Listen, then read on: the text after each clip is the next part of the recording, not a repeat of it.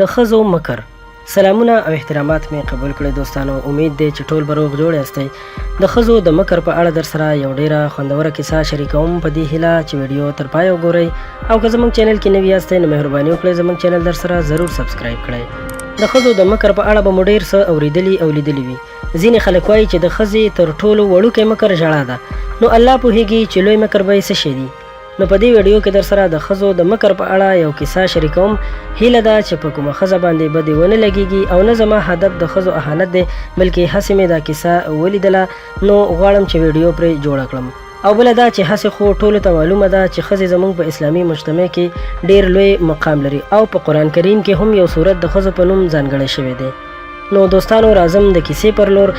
یو حکیم ته چا وویل چې ښځې ډېرې مکاري وي.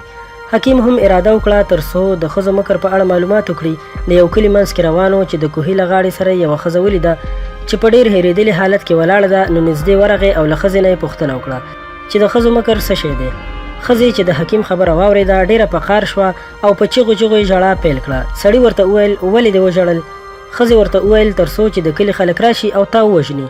حکیم ډېر وارخطا شو او بیا یې ښځې ته وویل ما خو تا ته هېڅ نه دي ویلي او نه مې په سپکه سترګه درته کتلي دي بلکې د ښځې د مکر په اړه معلومات غواړم او ته مې اوس په خلکو باندې وژنې.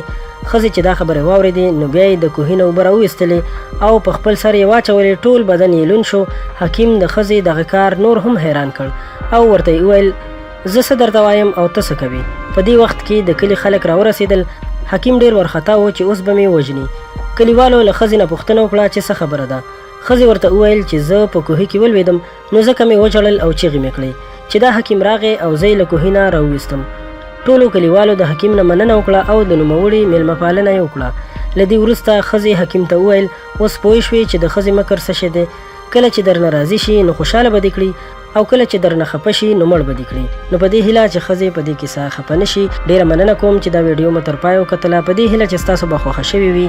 که تاسو زموږ چینل کې نوي یاستئ نو له نورو همدغسې په زړه پورې ویډیوګانو لپاره در سره زموږ چینل سبسکرایب کړئ. ورسره خوا کې د بیل نشان هم ووهئ چې زموږ د هرې نوې راتلونکې ویډیو سره تاسو ته خبر درکړل شي او تاسو ترې خوند او ګټه واخلئ. ډېره مننه.